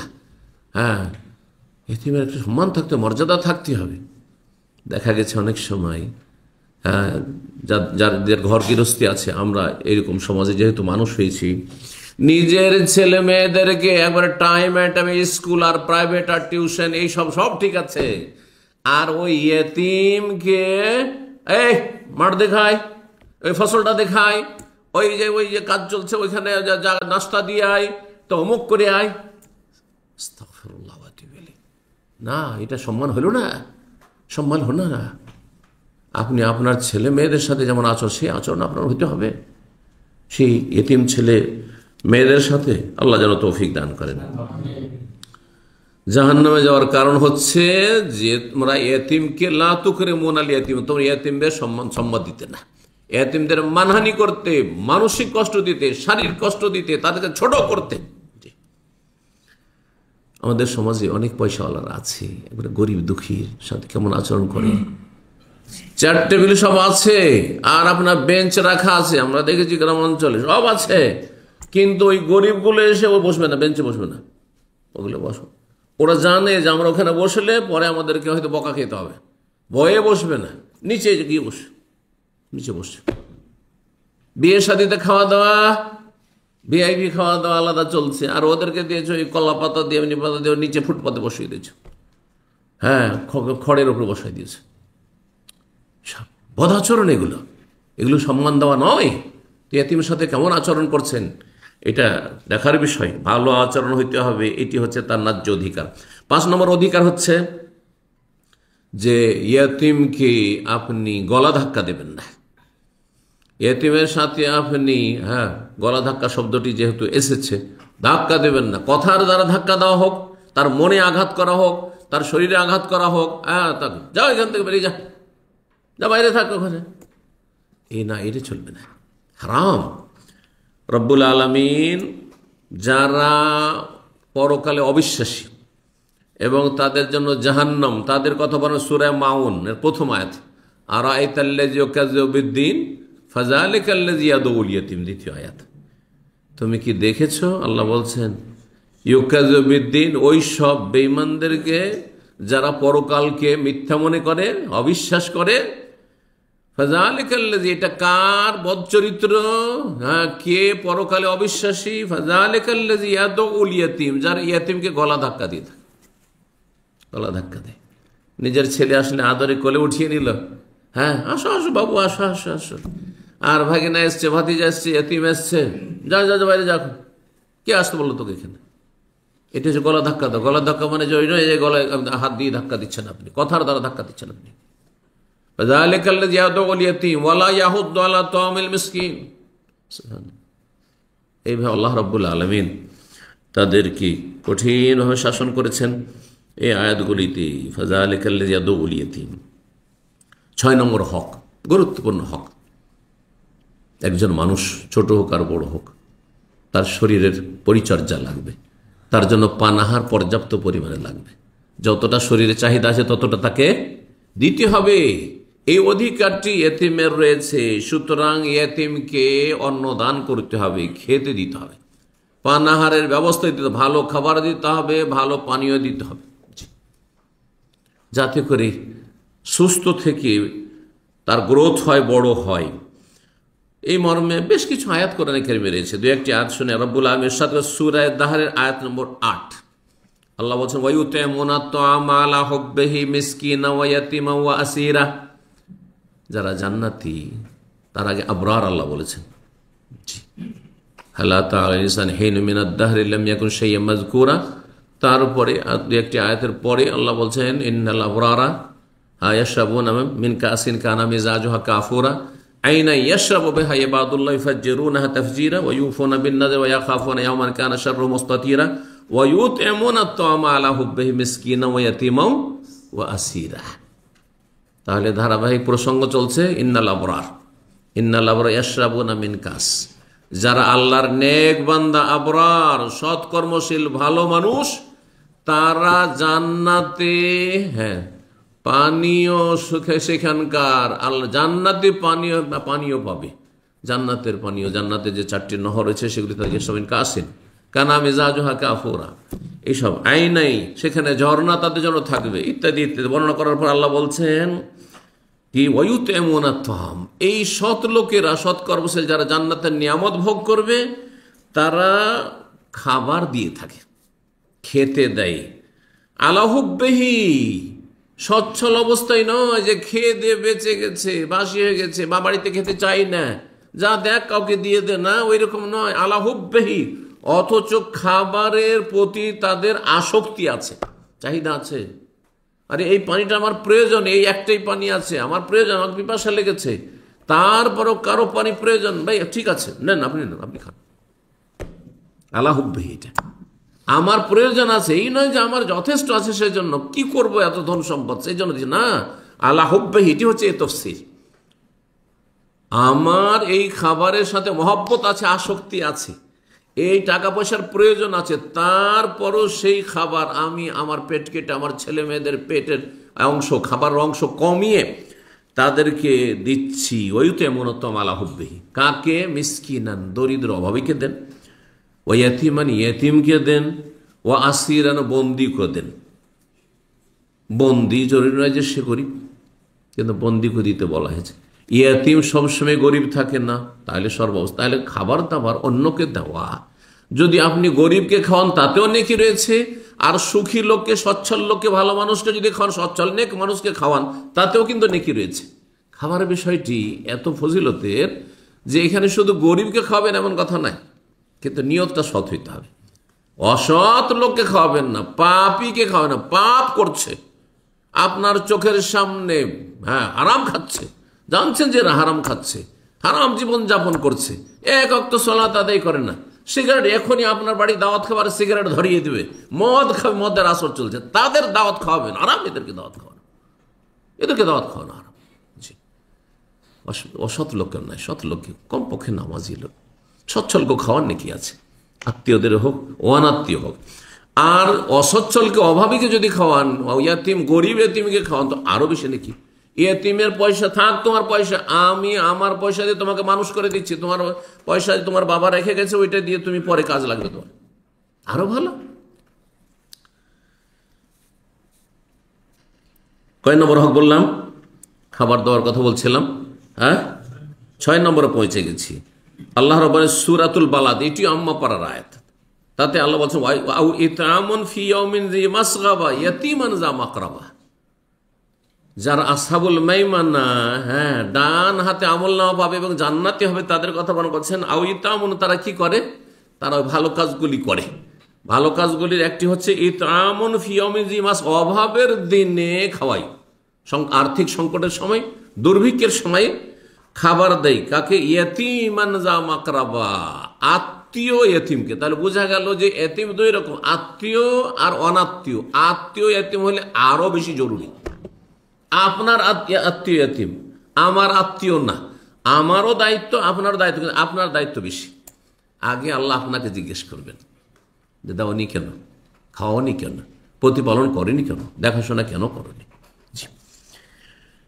কেউ না থাকলেও তখন হ্যাঁ অন্যরা, দূরের লোকেরা। জি, 7 নম্বর হক হচ্ছে যে এতিমকে আশ্রয় দিতে। আশ্রয়হীন যদি হয়, এতিম থাকার জায়গা নেই, শীত বস্ত্র নেই, আশ্রয় দেওয়া মানে শুধু বাড়িঘর নয়, বাড়িঘর ছাড়াও ধরেন শীতের কাপড় নেই, অথবা এই শীতের সময় যেসব জিনিসের প্রয়োজন সেগুলি নেই, আশ্রয় দিতে হবে। আশ্রয় দেওয়ার একটি দিক হচ্ছে আদর স্নেহ, আদর স্নেহ দিতে হবে। হয়তো খুব সুখী পরিবারের ছেলে এতিম হয়েছে, সুখী পরিবারের মেয়ে এতিম হয়েছে, কিন্তু আদর স্নেহ করার কেউ নেই। বাবা তাহলে কত আদর করত, অন্যদেরকে দেখছে, ছেলে মেয়ে কচি কাঁচা তার সমবয়সী, তাদেরকে দেখছে যে দৌড় দিকে বাবার কোলে গিয়ে লাফিয়ে উঠছে, আর কত আদর আর চুমু খাচ্ছে, আদর ভালোবাসছে। আমার আব্বা নেই, না হলে আমাকে এইভাবে আদর করতো। সুবহানাল্লাহ, কত তার আক্ষেপ হচ্ছে, কষ্ট হচ্ছে, এই অনুভূতি যেন তাদের না হয়। সুতরাং তাদেরকে আশ্রয় দেওয়া হচ্ছে ব্যাপক অর্থে যে আদর স্নেহ করা, আর আশ্রয় জায়গা না থাকলে আশ্রয় দেওয়া, শীত বস্ত্র না থাকলে শীত বস্ত্র দেওয়া, ইত্যাদি ইত্যাদি, এগুলি করবে। এটি 7 নম্বর হক। আল্লাহ রাব্বুল সূরা দোহায় বলছেন, নবী সাল্লাল্লাহু আলাইহি ওয়াসাল্লাম এতিম ছিলেন না? ছিলেন না? আমি ভালো করে স্টাডি করে দেখেছি, গবেষণা করি, যে যতই বালা মুসিবত আমার আপনার ওপর হোক না কেন, নবী সাল্লাল্লাহু আলাইহি ওয়াসাল্লামের জীবনে যদি আপনি সূক্ষ্মভাবে পড়েন তো দেখবেন যে এর চেয়ে বড় বড় বালা মুসিবত বা ওই বালা মুসিবত নবীর জীবনে ছিল। আপনি এতিম, নবী এতিম।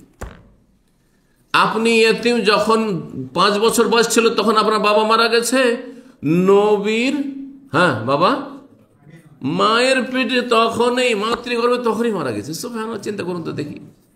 রাসূলুল্লাহ সাল্লাল্লাহু আলাইহি ওয়াসাল্লাম সম্পর্কে আল্লাহ বলছে, আলাম ইয়াজিদকা ইয়াতীমান ফাআওয়া, আল্লাহ কি তোমাকে ইয়াতীম অবস্থায় পাননি আর তারপর তোমাকে কি আল্লাহ আশ্রয় দেননি, যে তোমাকে কেমন করে লালন পালন করতে হবে।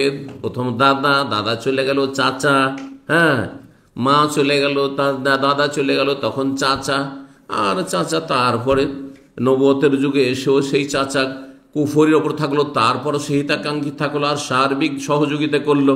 জি, তো আল্লাহ রাব্বুল আলামিন আওয়া বলেছেন, আশ্রয় আল্লাহ দিয়েছেন, এটা ভালো কাজ, সেই জন্য আল্লাহ নিজের সাথে সম্পৃক্ত করেছেন ভালো কাজকে, সেই কাজগুলি আমাদের করতে হবে এতিমের ক্ষেত্রে।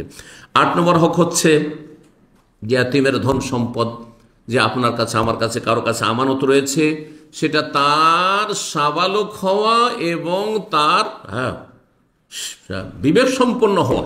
তার সাথে সাবালক হওয়ার সাথে সাথে অনেক ছেলে সাবালক হয়ে যায়, কিন্তু সাবালক হওয়ার পরে ধন সম্পদ কেমন করে সামলাইতে হবে আর গুছিয়ে রাখতে হবে বুঝে না। সেটা আপনাকে দেখতে হবে যে এই ছেলে যে 18 বছর 20 বছর বয়স হয়েছে, একে টাকা পয়সা তার বাবার যে আমানত আছে একে যদি দিয়ে দিই যে তুমি এখন সংসার চালাও, তোমার বিয়ে শাদী দিয়ে চালাবে না, এই সব ফুটিয়ে ফাটিয়ে খেয়ে ফেলে শেষ করে, তারই দেওয়া যাবে না। ওয়ালা তুতুসুফা আমওয়ালাকুম, আল্লাহ বলছেন এই নির্বোধ বোকাগুলিকে ধন সম্পদ তাদের হাতে তুলে দেবে না। এমনকি নিজের ছেলে মেয়েদের ক্ষেত্রেও। জি, ছোট ছোট বাচ্চাদেরকে স্কুলে যাচ্ছে, দিয়ে দিলে 500 টাকা নোট দিয়ে দিলেন, হ্যাঁ, না, খবরদার না। এমনকি 10 বছর, 12 বছর, 14 বছর বাচ্চা, কিন্তু আপনি জানেন যে আজকে যদি 500 টাকার নোট দিয়ে যে 1 সপ্তাহ চালাবি, আজকে খেয়ে ফেলে দেবে। দেওয়া জায়েজ নয়, দেওয়া জায়েজ নয়, এদের হাতে তুলে অল্প অল্প করে দেবেন। এই জন্য যারা বেশি টাকা পয়সা দেয় ছেলে মেয়েদেরকে শিক্ষা জীবনে, তাদের ছেলে মেয়েরা মানুষ হয় না। এটা লিখে নেন ভালো করে। আমার যথেষ্ট দেখা আছে আর যথেষ্ট অভিজ্ঞতা আছে এই ক্ষেত্রে। যতটা প্রয়োজন ততটা দেন, দেখবেন যে ছেলে মেয়ে মানুষ হবে। জি, আপনার পয়সা আছে, পয়সার জন্য মেলা কাজ আছে, মেলা আল্লাহ সন্তুষ্টিমূলক কাজ আছে, দুনিয়া আখিরাতের অনেক কল্যাণের রাস্তা আছে, সেগুলি করুন। জি, তো বলছিলাম যে সাবালক হোক, আর তারপরে বিবেক সম্পন্ন হোক, আর তারপরে ধন সম্পদ সংরক্ষণ করার মতো তার মধ্যে যোগ্যতা এসেছে। যখন সেটা আপনি অনুভব করবেন, তখন ধন সম্পদ তার হাতে আমানত তুলে দেয়। এটা নয় 25 বছর হয়ে গেছে ছেলে, হ্যাঁ, আর তারপরে অথবা মেয়ের বিয়ে হয়ে গেছে, স্বামীর ঘরে চলে গেছে, আর তারপরে সে সুখে আছে সংসারে, বলছে আমার আব্বার টাকা পয়সাগুলো বুঝিয়ে দেন, বলছে না না না না না, পরে দেবো পরে দেবো, আর আপনি ভোগ করতে আছেন, আপনি কাজে লাগাইতে আছেন, খাটাইতে আছেন, না হারাম, দিয়ে দেন। সাবালক হয়েছে, আর এখন সে সংরক্ষণ করতে পারবে, তাকে দিয়ে দেন। সূরা কাহফের আয়াত নম্বর 82-তে আল্লাহ রাব্বুল আলামিন যে ঘটনা বর্ণনা করেছেন, খেজর আলাইহিস সালামের ঘটনা, সেই ঘটনা এর দলিল ওয়াম্মাল জিদারু ফাকানা লিগুলামাইনি ইয়াতীমাইনি ফিল মাদিনা। শহরে 2জন গোলাম ছিলেন, আর সে দেয়ালের নিচে কি ছিল? হ্যাঁ হ্যাঁ, ধন সম্পদ, টাকা পয়সা পোতা ছিল। তখনকার যুগে পোতা থাকতো, হ্যাঁ, স্বর্ণ চাঁদির টাকা, দিরহাম দিনার। ওয়াকানা তাহতাহু কানুজুল লাহুমা, তাদের ধন সম্পদ সঞ্চিত করে মাটির তলায় পোতা ছিল। ওয়াকানা আবুহুমা সালিহা, বাবা বড় নেক মানুষ ছিলেন। আল্লাহ চাইলেন যে এই দেয়ালটা যদি এখনই পড়ে যায়, আর এই বাচ্চা দুটো নাবালকে আছে, তো গ্রামবাসী তো লুটপাট করে খেয়ে নেবে, এগুলো উঠিয়ে নিয়ে চলে যাবে। সেই জন্য আল্লাহ কি করলেন? খাজেরকে পাঠিয়ে দিয়েছেন যে যাও, যাওয়ার পরে ওই দেয়ালটা সোজা করে এসো। অথচ তার আগে তাদের কাছে বলছে আমাদের খুব খিদে লেগেছে, আপনারা একটু গ্রামবাসী খেতে দেন। বলছে না না না না, আমরা পারবো না। হ্যাঁ, এরকম দুর্ব্যবহারও করেছে, তারপরে করে দিন। মুসা আলাইহিস সালাম বরদাস্ত করতে পারলেন না। এটা কেমন হইল? উপকার করলেন, এদের কেন উপকার, নিমক হারামদের কেন উপকার করবেন? হ্যাঁ, কিন্তু খেজর আলাইহিস সালামকে আল্লাহ বিশেষ বিষয়গুলি আল্লাহ জানিয়ে দিয়েছেন। কিছু বিশেষ বিশেষ কেউ বিষয় যদি জানে, কিন্তু সার্বিক বিষয় অন্য কেউ জানে, তো কে বড়? এটা এই জন্যই বলছি যে আমাদের দেশের সুফি বিদাতিরা খেজেরকে এত বড় মনে করে যে মনে হচ্ছে যে খেজের মোহাম্মদ রাসূলুল্লাহ সাল্লাল্লাহু আলাইহি ওয়াসাল্লাম তার কাছে পাত্তা পাবে না। মূসা আলাইহিস সালাম নিঃসন্দেহে খেজের চাইতে শ্রেষ্ঠ, যদি খেজের নবী হন তবু। বোঝা গেছে? ঠিক এর উদাহরণ ওই রকম একজন বড় আলেম যে দুনিয়াও মোটামুটি বুঝে আর দিনের যথেষ্ট জ্ঞান আছে, আর একজন একবারে এমডি আর একবারে কনসালটেন্ট, একবারে বিশাল ডাক্তার, সে স্বাস্থ্য বুঝে, কিন্তু ইসলামের ইমানের পিলারের এক্সপ্লেন করতে পারবে না। ইমানের যা 6টি খুঁটি তাই ঠিক করে বলতে পারবে। তো বলবেন যে এত বুঝে এই ডাক্তার, ইন্টারন্যাশনাল চিকিৎসক, হ্যাঁ, সেজন্য তাকে আপনি শ্রেষ্ঠ বলবেন না? তার সাবজেক্টে সীমিত, মেডিকেল সায়েন্সেতে সে শ্রেষ্ঠত্ব লাভ করেছে, কিন্তু বাকি হ্যাঁ আখেরাত, স্থায়ী জগৎ, আখেরাতের কিছু বুঝে না। ঠিক ওই রকম বিষয়টি। তো 9 নম্বর হক হচ্ছে যে ইয়েতিমের সাথে কি করবেন? সুবিচার করবেন, ন্যায়সঙ্গত আচরণ করবে, ইনসাফ করবেন। আল্লাহ সূরা নিসা আয়াত 127 বলছে ওয়ান তাকুমু লিল ইয়াতামা বিল কিসত, ইয়েতিমের সাথে ন্যায়সঙ্গত আচরণ করবে, অন্যায় করবে না। ন্যায় কথাটি অত্যন্ত গুরুত্বপূর্ণ কথা। ন্যায়সঙ্গত, ন্যায্য অধিকার। ন্যায়সঙ্গত মানে ন্যায্য অধিকার দিয়ে দেয়, যেটা ফরজ। তাহলে ইনসাফ করা ফরজ, আর ইনসাফ আর সুবিচারের বিপরীত হচ্ছে জুলুম। জুলুম হচ্ছে হারাম। তাহলে কাউকে ন্যায্য অধিকার দিয়ে দিলেন, ধরেন ইয়েতিমের 5 বিঘা জমি আছে, বুঝিয়ে দিলেন যে এই তোমার বাবার এই যে 5 বিঘা জমি, তুমি তো জানতে না যে এইগুলো এই যে দাগগুলো আছে এগুলো তোমার বাবার জমি, দিয়ে দিলেন বড় হওয়ার পরে। আপনি ইনসাফ করলেন, সুবিচার করলেন, তাই না? 10 নম্বর যে হক, সেটা ইনসাফের ওপর অতিরিক্ত আরো বড় গুরুত্বপূর্ণ হক, সেটি হচ্ছে এহসান। আমি আগে বলেছিলাম যে 10টি হকের 10 নম্বর যে হকটি বলবো সবগুলি হককে সামিল, সবগুলি হককে সামিল। কারণ যতগুলি অধিকার বর্ণনা করলাম সবগুলি হচ্ছে এতিমের সাথে সদাচরণ করা, ভালো আচরণ করা, জি, তার ভালাই করা, কল্যাণ করা, সার্বিক কল্যাণ করা তার। তার যে জীবন সুনিশ্চিত করলেন 1 নম্বর, সেটা হচ্ছে সবচেয়ে বড় একটা গুরুত্বপূর্ণ তার সাথে এহসান, যে তাকে বাঁচিয়ে রেখেছেন, সে বেঁচে থাক, বড় হোক, আমার ছেলে মেয়েদের মতো সে বড় হোক। জি। তো এখন তাহলে 10 নম্বরে চলে আসলাম, এহসান। ওলামারা বলেছেন ওয়াল এহসান ও ফওকাল আদল, এহসান সুবিচারের ঊর্ধ্বে।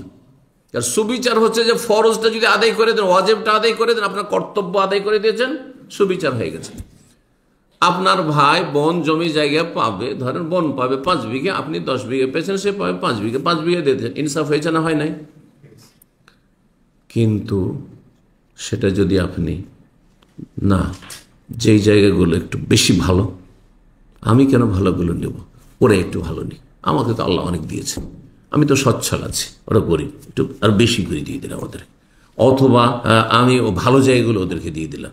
এটা হচ্ছে কি এহসান, যেটা আমার উপর ওয়াজিব ছিল না, ফরজ ছিল না, আমিও সেখানে নিতে পারতাম। জি। তো বলছেন ওলামায়ে যে আন্নাল আদলা ইউতিয়া মা আলাইহি, যে আপনার কর্তব্য দায়িত্ব সেটা যদি কাউকে দিয়ে দেন তাহলে সুবিচার হয়ে গেল। ওয়ায়াখুযু মালহু, যেটা আপনার অধিকার সেটা নিন, আপনার অধিকার আপনি নেন, তার অধিকার তাকে দিলেন, এটাই হয়ে গেল সুবিচার, ইনসাফ করা।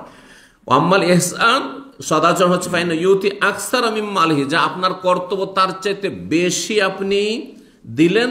ওয়ায়াখুযু আকাল্লা মালহু, যেটা আপনার ন্যায্য অধিকার তার চাইতে কম নিলেন আপনি, তার চাইতে কম নিলেন আপনি। বলছেন ফাতাহারিল আদলে ওয়াজিবুন, ইনসাফ করা ফরজ, ওয়া তাহারিল ইহসানে সওয়াবুন ওয়া তাতাওউ, আর ইহসান করা সদাচরণ করা ওয়াজিবের পরে যে অতিরিক্ত স্তর, সেটা হচ্ছে অতিরিক্ত মুস্তাহাব। মুস্তাহাব ভালো কাজ করলে ভালো। টাকা পয়সা আছে আমানত আমার কাছে এতিমের, সেই টাকাটাকে প্রতি মাসে আমি আমার ব্যবসার সাথে লাগিয়ে খাটিয়ে বাড়িয়ে তার 1 লাখ ছিল, আমি 2 লাখ 3 লাখ 5 লাখ টাকা করে দিলাম, এটা আমার ফরজ না, এটা এহসান, এটা হচ্ছে এহসান। কিন্তু তার একটা পয়সা কমালেন না, 1 লাখ টাকা 1 লাখ টাকা একেবারে, আর আমার সংসারেও লাগায়নি, কাজেও লাগায়নি, যেইভাবে আমাকে আমানত দেওয়া চলো বেঁধে রেখে দিচ্ছি, এই যে আমানত যেভাবে দেওয়া ছিল ওইভাবে দিয়ে দিলাম তোমাকে। এটা হচ্ছে ইনসাফ, ইনসাফ করা ফরজ। তো এই ছিল আলোচনার একটা পয়েন্ট শুধু বাকি থেকে গেছে, সেটা হচ্ছে বিধবার হক। তো বিধবার হক, বিধবা সমাজের ইয়েতিম যেমন দুর্বল অসহায়, তেমন বিধবাও হচ্ছে অসহায়। সুতরাং এই ভালো আচরণগুলি হইতে হবে, অসহায়ের সাথে দুর্বলের সাথে ভালো আচরণগুলি হইতে হবে, এটি একটি সাধারণ কথা। তারপর রাসূলুল্লাহ সাল্লাল্লাহু আলাইহি ওয়াসাল্লামের সহিহ বুখারী মুসলিম একটি হাদিস, সহিহ বুখারী 5548, সহিহ মুসলিম 5295 নম্বর হাদিস, আবু হুরায়রা রাদিয়াল্লাহু তাআলা আনহু থেকে বর্ণিত, রাসূলুল্লাহ সাল্লাল্লাহু আলাইহি ওয়াসাল্লাম বলেন, আস-সাই আলাল আরমিলাতি ওয়াল মিসকিনি কাল মুজাহিদি ফি সাবিলিল্লাহ। যেই ব্যক্তি, আরমেলা বলা হয় বিধবাকে, যেই ব্যক্তি বিধবার জন্য মেহনত পরিশ্রম করে রোজগার করবে। আপনি রুজি রোজগার করছেন কিসের জন্য? আপনার সংসার চালাবেন, তার সাথে একটা গ্রামে বিধবা আছে, তার ভরণ পোষণের দায়িত্ব নিয়েছেন আপনি। ওয়াল মিসকিন, কোনো একজন অসহায় দরিদ্র আছে, যে কাজকর্ম করতে কর্মহীন হয়ে গেছে, বৃদ্ধ হয়ে গেছে, অচল হয়ে গেছে, প্রতিবন্ধী, তার জন্য যদি আপনি কি করেন, আপনি মেহনত পরিশ্রম করে রোজগার করে তার সংসার চালান, কাল মুজাহিদ ফি সাবিলিল্লাহ, আল্লাহর রাস্তায় জিহাদের ময়দানে লড়াই করা মুজাহিদের মতো তার ফজিলত রয়েছে। তাহলে একটা বিধবার দেখাশোনা করা মানে আপনি জিহাদের সওয়াব পাচ্ছেন। আপনি যেই জিহাদ থেকে ফিরে আসলেও জান্নাত, যদি তারপরে কোনো কাবিরা গুনাহ করে আল্লাহর সামনে হাজির না, আর শহীদ হলেও জান্নাত, যদি কারো হক নষ্ট না করে থাকে। তারপরে শুধু তাই বলেননি, আরো বলছেন কাল কায়েম লা ইফতারু, আর এমন ফজিলত রয়েছে বিধবার দেখাশোনাকারীর জন্য, এমন তাহাজ্জুদ গুজার, যেই ব্যক্তি সারা রাত তাহাজ্জুদ পড়ে, লা ইফতারু, ক্লান্ত হয় না, ছাড়ে না, সারা রাত তাহাজ্জুদ পড়ে। ওয়াকাসাইম, এমন রোজাদারের ফজিলত, যেই ব্যক্তি লা ইফতারু, কোনদিন দিনে পানাহার করে না, গোটা বছর রোজা রাখে, গোটা বছর সারা রাত তাহাজ্জুদ পড়া লোক, এমন লোক পাওয়াই মুশকিল, তাই না? যে গোটা বছর রোজা রাখছে, ওই শুধু 5 দিন রোজা রাখা যায় নিষেধে, 5 দিন বাদ দিতে হবে, গোটা বছর রোজা রাখছে, আর গোটা বছর কি করছে, সারা রাত তাহাজ্জুদ পড়ছে। এইরকম লোক যত সওয়াব পাবে, তত সওয়াবের অধিকারী হবে, তত নেকি হাসিল করবে ওই ব্যক্তি, যেই ব্যক্তি বিধবার দেখাশোনা করবে, ভরণ পোষণের দায়িত্ব নেবে। সর্বশেষ একটি হাদিস দিয়ে শেষ করছি। মুসনাদ আহমদ ইবনে মাজায় রয়েছে, আল্লামা আলবানী হাদিসটিকে হাসান বলেছেন। ইবনে মাজাহ 3668 নম্বর হাদিস। রাসূলুল্লাহ সাল্লাল্লাহু আলাইহি ওয়াসাল্লাম ইয়েতিম আর মহিলাদের ক্ষেত্রে বিশেষভাবে বড়ই শক্ত শাসানি দিয়েছেন, শক্তভাবে সতর্ক সাবধান করেছেন। আল্লাহর কাছে অভিযোগ করেছেন রাসূলুল্লাহ, আল্লাহুম্মা ইন্নী উহাররিজু হাক্কাদ দাইফাইন, হে আল্লাহ, আমি দুই শ্রেণীর দুর্বল মানুষের হকের বিষয়টিকে তোমার সামনে আমি পেশ করছি বড়ই সংকুচিত করে, যাতে করে যারা এই হক নষ্ট করবে তাদের জীবনকে, তাদের ভবিষ্যৎকে সংকুচিত করে দেওয়া হয়, সংকীর্ণ করে দেওয়া হয়। ওহাররিজুর ব্যাখ্যা করেছেন ভাষ্যকারগণ, আই উলহিকুল হারাজা ওয়াল ইসমা বিমান দাইয়া হাক্কাহুমা, যারা এই দুই শ্রেণীর দুর্বল মানুষের হক নষ্ট করবে তারা যেন গুনাহগার হয়ে, পাপী হয়ে আসামের কাঠগড়ায় তোমার দরবারে হাজির হয়। তারা কারা? নবী সাল্লাল্লাহু আলাইহি ওয়াসাল্লাম বলছেন, আল ইয়াতিম ওয়াল মারআতু, ইয়েতিম এবং নারী জাতি। আর বিশেষ করে নারীর মধ্যে সবচেয়ে দুর্বল নারী হচ্ছে বিধবা, যার দেখাশোনার কেউ নেই। বিধবা বয়স হয়েছে, বাবা নেই, ভাইরা দেখে না, অথবা তালাকপ্রাপ্ত এর অন্তর্ভুক্ত হবে। অনেক সময় তালাকপ্রাপ্ত বিধবার মতো অবস্থা হয়ে গেছে, বিয়ে শাদী হচ্ছে না আমাদের সমাজে, বয়স হয়েছে আর দেখাশোনার কেউ নেই। সুতরাং এইরকম যারা দুর্বল অসহায় মুসলিম সমাজের বা মানব সমাজের, তাদের পাশে আমাদের দাঁড়াইতে হবে। আল্লাহ যেন তৌফিক দান করেন। এতিমের হকের, আল্লাহ রব্বুল হক আদায় করা তৌফিক দান করেন। নারীদের হক আদায় করা তৌফিক দান করেন। আল্লাহ রব্বুল বিধবার হক আদায় করা তৌফিক দান করেন। এবং আল্লাহ রব্বুল আলামিন এগুলিকে আমাদের জান্নাতের সম্বল হিসাবে গ্রহণ করার বেশি বেশি তৌফিক দান করেন। ওয়া সাল্লাল্লাহু ওয়া সাল্লাম আলা নবিয়িনা মুহাম্মদ ওয়া আলা আলিহি ওয়া সাহবিহি আজমাইন।